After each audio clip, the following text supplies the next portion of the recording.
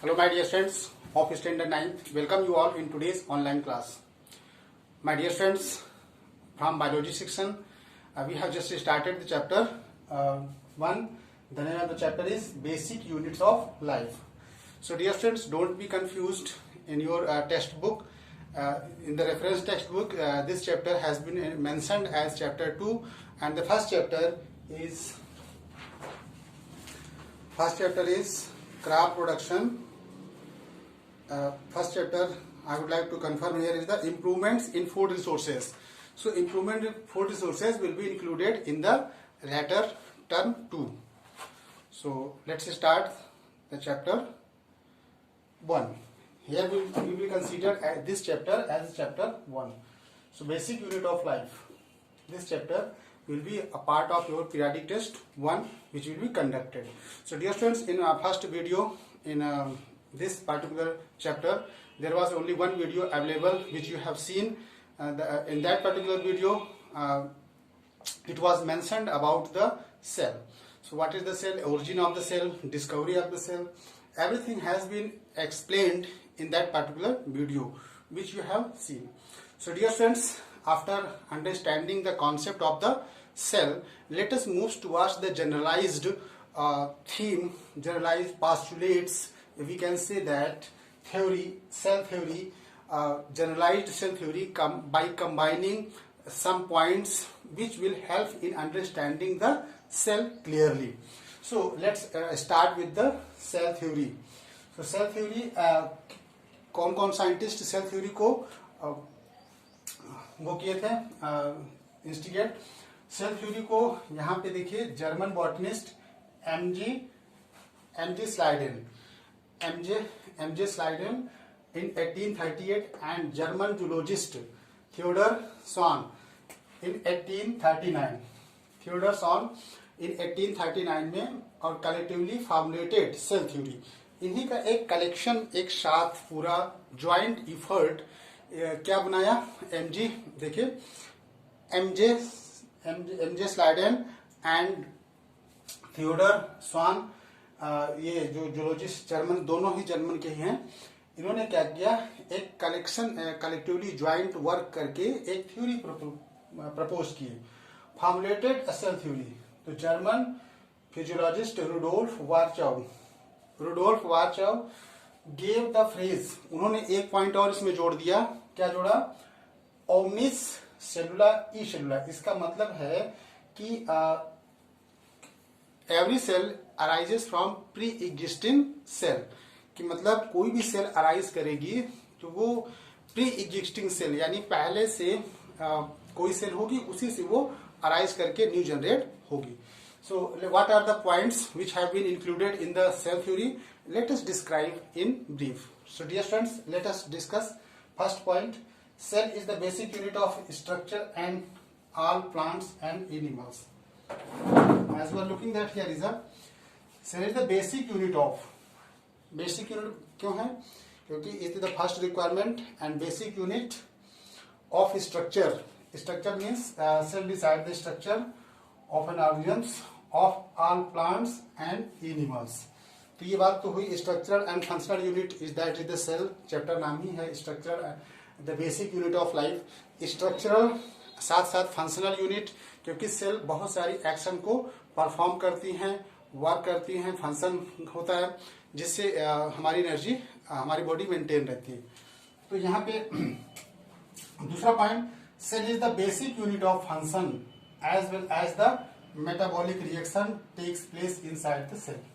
हम कह सकते हैं cell is the basic unit of function. Basic unit of function ऐसे बेसिक यूनिट ऑफ फंक्शन का मतलब है जहां पे सारी मेटाबॉलिक रिएक्शन होती हैं. मेटाबॉलिक रिएक्शंस इंक्लूड्स आवर, जैसे हम लोग कुछ खाते हैं जैसे digestive process, metabolic process, everythings whatever we eat and it is decomposed and energy is released. So we get the energy and the energy is utilized by the cell. So dear friends, the cell requires energy by the process. Okay, breaking down of the food. अगर आपने 8th class में पढ़ा होगा तो यहाँ पे देखो ये बता रहे cell is the basic unit of function and all metabolic, जितनी भी मेटाबॉलिक रिएक्शन होंगी that takes place inside the cell. वो सेल के अंदर ही होती हैं। और सेल के अंदर मैक्सिमम ज्यादातर कहाँ पे होती हैं? साइटोप्लाज्म में होती हैं। I will discuss about the cytoplasm. अभी इसके बाद साइटोप्लाज्म डिस्कस करेंगे and the parts of the cell. Next third point, let us read the third point. Cell is the unit of heredity as it contains hereditary material inside the nucleus. अब देखिए यहाँ पे बताया गया है कि cell is play very important role as transformation of the hereditary character. Hereditary character यानी ऐसे कैरेक्टर जो फ्रॉम वन जनरेशन से अनदर जनरेशन में ट्रांसफर होते हैं। तो अब बात क्या आती है कि किसमें क्या रहता है जिससे ट्रांसफर होता है? तो nucleus which is the central part of the cell. Okay, nucleus is regarded as the central part of the cell and inside the nucleus chromatin thread like structures are found which is known as the DNA and the unit of the heredity genes। तो ये character क्या करते हैं? ये transfer होते हैं from one generation से another generation में। तो इससे हम ये कह सकते हैं, we can say that cell is the unit of hereditary cell is the unit of hereditary as it contains, क्योंकि ये पे कहाँ पे होता है? न्यूक्लियस के अंदर होता है, इनसाइड द न्यूक्लियस। न्यूक्लियस के अंदर न्यूक्लियोलस होता है और न्यूक्लियस में एक थ्रेड लाइक प्रोजेक्शन, जैसे मान लेते हैं थोड़ी देर के लिए ये न्यूक्लियस है, तो अब इसमें जो ये थ्रेड लाइक प्रोजेक्शंस, ये this will be present there, this thread like projections decide the hereditary character and DNA and RNA. तो hereditary character this DNA is the double helix helical structures, but RNA is only single helical structure. तो DNA जो हमारा होता है वो double helical structure होता है और आरएनए जो होता है that is the not double helix, it is single helix structure. Okay, और डीएनए जैसे होते हैं, जैसे डीएनए इसका फुल फॉर्म डीऑक्सीराइबोन्यूक्लिक एसिड। तो लास्ट में देखो आया ना इसका फॉर्मूला एसिड, ठीक है। जैसे डीएनए है तो इसका जब हम लोग ब्रेक करते हैं तो क्या आता है? Deoxyribonucleic acid. तो एसिड आया ना, तो ये जो अब ये हमारा जो डीएनए है एसिड है, एसिड मतलब अमीनो एसिड, ठीक है। अमीनो एसिड से बना होता है, दैट इज द प्रोटीन। अब प्रोटीन का सिंथेसिस कहाँ होता है हमारी बॉडी में? डीएनए में। DNA is a platform where protein gets synthesized. कहने का मतलब जो हम प्रोटीन खाते हैं, जो बिल्डिंग ब्लॉक हमारी पूरी बॉडी मटेरियल प्रोटीन से बनी है, तो ये प्रोटीन का सिंथेसिस कहाँ पे होता है? तो सीधा जवाब आता है कि डीएनए में होता है। DNA is a place, a platform where protein gets synthesized. तो प्रोटीन का सिंथेसिस जो होता है वो डीएनए में होता है, इसलिए डीएनए फोटोकॉपी, डीएनए मैचिंग करके हम पता कर लेते हैं कभी कभी कि प्रोटीन के मैचिंग से ही होता है। तो अब ये अमीनो एसिड से बना होता है, प्रोटीन किससे बने होते हैं? अमीनो एसिड से बने होते हैं।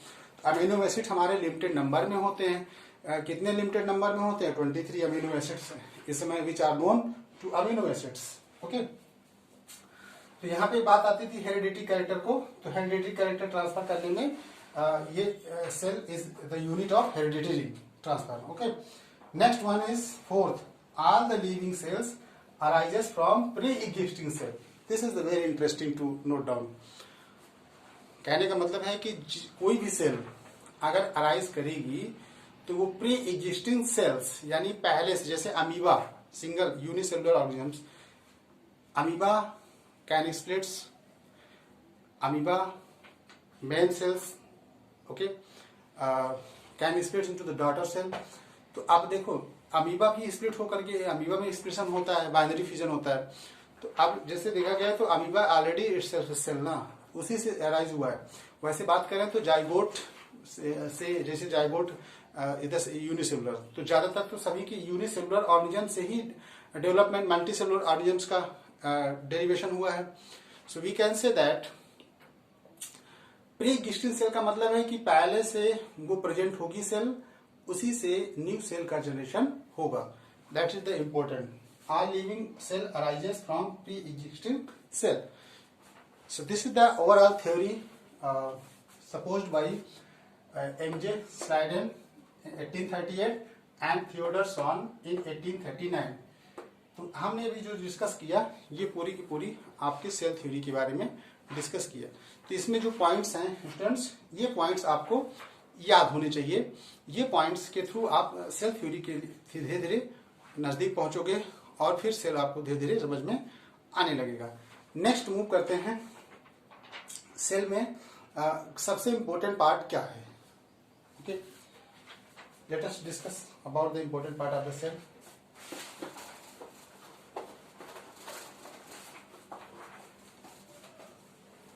किसी अगर एनिमल सेल की बात करें, एनिमल सेल में अभी इसमें देखिए एक्सेप्शन भी है। सॉरी, सेल थ्योरी में कुछ इसमें एक्सेप्शन है, उसको डिस्कस कर लेते हैं। सेल थ्योरी एक्सेप्शन, तो एक्सेप्शन भी कुछ है इसमें, exception of cell theory. Okay, तो कुछ इसके एक्सेप्शन भी हैं सेल थ्योरी के अपवाद, जिसे कहते हैं कि एक्सेप्शनल केस। एक्सेप्शनल केस मतलब जो सेल थ्योरी में फॉलो नहीं होते हैं। तो अब सेल थ्योरी के जो एक्सेप्शन हैं वो कौन कौन से एक्सेप्शन हैं उस पर थोड़ा सा बात कर लेते हैं। तो सेल थ्योरी के एक्सेप्शन में बात करें, पहला देखिए, वायरस के केस में ये मैच नहीं किया, ठीक है। In case of the virus,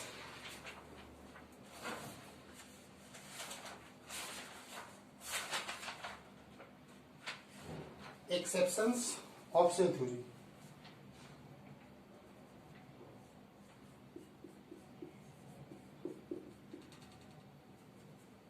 exceptions of cell theory. अब देखिए इसमें अपवाद मतलब कि जो फिट पॉइंट नहीं बैठ पाए सेल थ्योरी पे अप्लाई नहीं हो पाए कुछ पॉइंट्स, उस पर थोड़ा सा डिस्कस करते हैं कि कौन कौन से पॉइंट्स हैं जिसपे सेल थ्योरी फिट नहीं बैठ पाई है। फिर उसके बाद बात करेंगे कि कौन कौन से ऑर्गेनल्स हैं और क्या इंपॉर्टेंट हैं सेल के। ओके, सो डियर फ्रेंड्स, यहाँ पे आप देखिए, पहला देखिए लिखा गया सेल थ्योरी के एक्सेप्शन वायरस, क्योंकि virus as a exception, because virus has not its own DNA RNA, so virus do not cells. Virus हमारा एक कोई सेल्स नहीं है, virus is not cells. Okay, because it has not its own DNA RNA structures and either it shares its virus is living and non-living both chains, and virus do not share its metabolic process. Metabolic process का मतलब biochemical pathways जो होता है virus का, it is not shared easily in the groups of the virus. Virus के बहुत सारे groups हैं, उसमें वायरस अपनी जो बायोकेमिकल पाथवेज होता है, जैसे मान लो वायरल डिसीज से कोई हम दवा जल्दी से नहीं बना पाते हैं, लेकिन एंटीबायोटिक बैक्टीरिया से बना लेते हैं। This is the main reason that virus, exceptional case में वायरस में क्या हुआ, वायरस इसमें ना तो न्यूक्लियस है,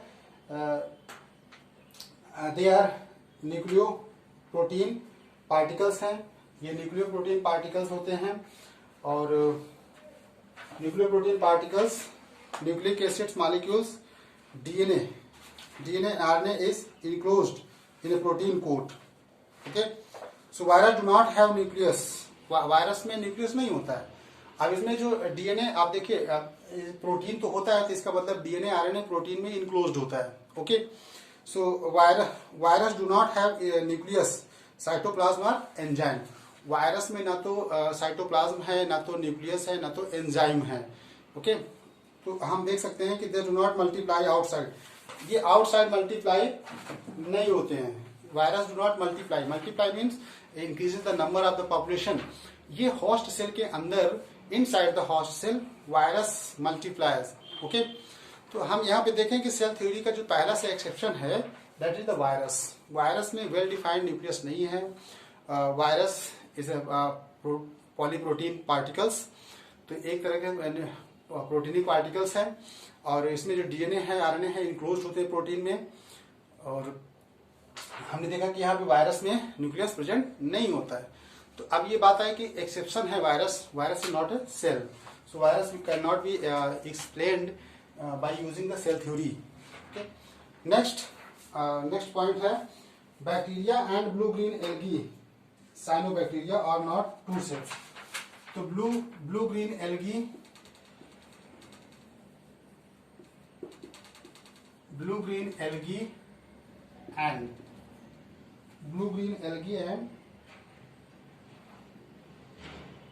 bacteria and blue green algae, sorry, bacteria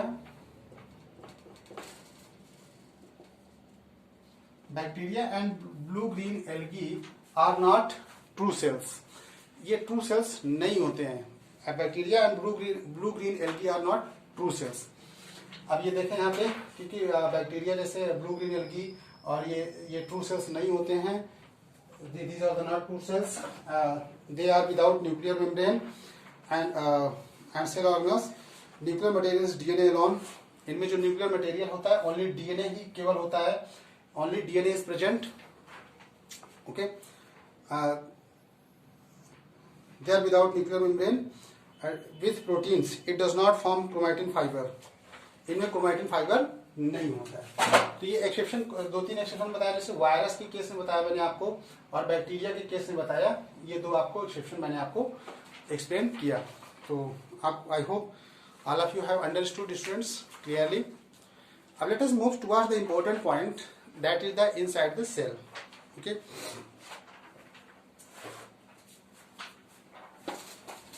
ये तो एक्सेप्शन की बात हुई और एक्सेप्शनल केस आपको समझ में आया होगा कि क्या एक्सेप्शन है, बुक में दिया है, आप देख लीजिए।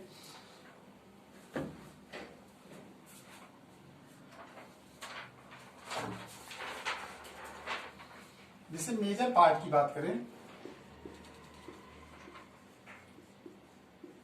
Major part of a cell, किसी भी लिविंग बीइंग की बात करें, एनिमल सेल की बात करें, तो एनिमल सेल में भले वो मल्टी सेलुलर है, लेकिन इसका जो ओरिजिन हुआ है that is from the unicellular, that is the from zygote. तो जाइगोट से इसका ओरिजिन हुआ है। तो हम कह सकते हैं कि किसी भी एनिमल का जो ओरिजिन होता है that is from the unicellular. ठीक है, तो ये मेजर पार्ट में सबसे पहले जो सेल में सबसे मेन पार्ट जो होगा वो क्या क्या मेजर पार्ट करके हम कंसीडर कर सकते हैं। तो सेल मेम्ब्रेन, एनिमल सेल में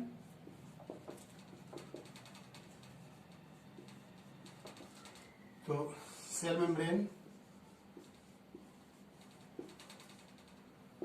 या इसको प्लाज्मा मेम्ब्रेन भी कहते हैं। दूसरा न्यूक्लियस, दूसरा cytoplasm, third is nucleus. Cell membrane, इसको आप प्लाज्मा मेम्ब्रेन भी कह सकते हो।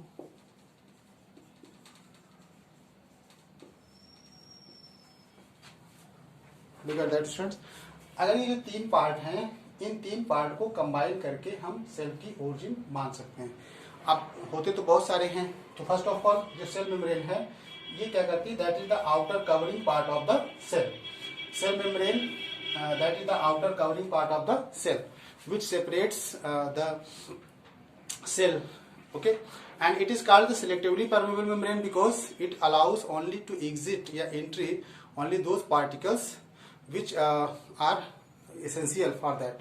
तो इसमें जो movement of the particles होगा, movement of the particles from the cell, it will be depend on the semi permeable membrane and it will decide only which the particle will exit or emit. तो इसीलिए इसको selectively permeable membrane भी कभी कभी कहा जाता है। And cell, this is the made up of the protein and lipid. तो जैसे ये पूरा कवरिंग पार्ट है, बीच में यहाँ पे न्यूक्लियस है। ठीक है, तो न्यूक्लियस, तो जो इसमें जो ये अधिकतर पार्ट होगा, ये वाला major part, that is the major part which is fluid like structures, colloidal solutions type materials which is expanded throughout the cell. तो ये सेल के अंदर जो बहुत सारे इसमें बहुत सारे ऑर्गेनेल्स इसमें इम्बेडेड होते हैं, फंसे होते हैं। जैसे यहाँ पे माइटोकॉन्ड्रिया हो गया, तो ये माइटोकॉन्ड्रिया यहाँ पे फंसा होगा। ठीक है, तो ये बात करें कि इसमें बहुत सारे ऑर्गेनेल्स जो फंसे होते हैं वो साइटोप्लाज्म में होते हैं। तो साइटोप्लाज्म किससे बना होता है मिलकर students? Cytoplasm is generally made up of the water, salt and protein. तो ज्यादातर वाटर, साल्ट और प्रोटीन से मिलकर बना होता है हमारा ये साइटोप्लाज्म। तो साइटोप्लाज्म ये आपका है। ठीक है, तो जिसकी भी मेजर पार्ट जो बड़ा बड़ा दिखता है that is the cytoplasm. Cytoplasm is the major part. ये न्यूक्लियस है, न्यूक्लियस के अंदर थ्रेड लाइक स्ट्रक्चर मैंने आपको बताया था, ये fibre type which plays very important role in transformation of hereditary character transfer. ठीक है, तो ये न्यूक्लियस सेंट्रल पार्ट हो गया, साइटोप्लाज्म हो गया, सेल मेम्ब्रेन हो गया। सेल मेम्ब्रेन के कुछ स्पेसिफिक कैरेक्टर होते हैं, स्पेसिफिक क्वालिटीज होती हैं, जैसे ऑस्मोसिस, डाइफ्यूजन और टाइप्स ऑफ सोल्यूशन की बात करें, hypertonic solutions, isotonic solution, hypertonic solution, hypotonic, hypertonic और आइसोटोनिक सोल्यूशन, और ऑस्मोसिस और डाइफ्यूजन। ये सारी प्रॉपर्टी जो एसोसिएटेड हैं वो किससे हैं? वो सेल मेम्ब्रेन से ही होती हैं। सेल मेम्ब्रेन से ये सारी प्रॉपर्टी एसोसिएटेड हैं। तो वन बाय वन बात करें।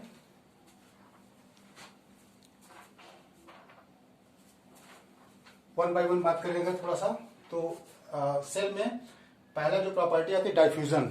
ठीक है, तो diffusion is the movement of the particle from the region of the higher concentration to the region of the lower concentration. जैसे आप कभी गैस का देखो होगा डाइफ्यूजन, छोटी सी इंसेन स्टिक अगर आप जलाते हो तो वो पहुंचता है एवरीवेयर। ठीक, तो हमारे जो रेस्पिरेटरी हम लोग जो रेस्पायर करते हैं, exchange of the exhaling, inhaling of the gas and releasing of the gas, that is the part of the diffusion. ठीक है, और ऑस्मोसिस जो होता है, osmosis is the movement of the water molecule from the region of the higher concentration to the region of the lower concentration. तो इस तरह water molecule भी मूव करता है। और कुछ सोल्यूशन होते हैं जैसे हाइपरटोनिक सोल्यूशन और हाइपोटोनिक सोल्यूशन। तो ये सारी चीजें मैं आपको फिर नेक्स्ट वीडियो में डिस्क्राइब करूंगा स्टूडेंट्स। और I hope all of you have understood the terms clearly, and after understanding this one you will prepare your notes in your own words whatever we have discussed in this video. So dear students, with the help of the book you will prepare your notes whatever we have discussed in the today's video. So homework which will be attached at the end of the video, don't forget to do the work in time. Thank you students for watching today's video.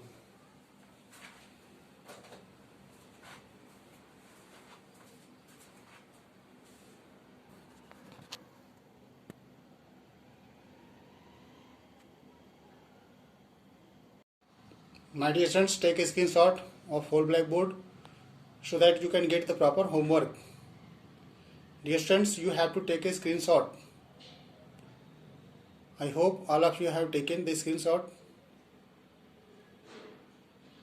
Whatever we have discussed in the today video, so dear students, these homework are related to that. So you have to do this one in your copy, homework copy and send to me.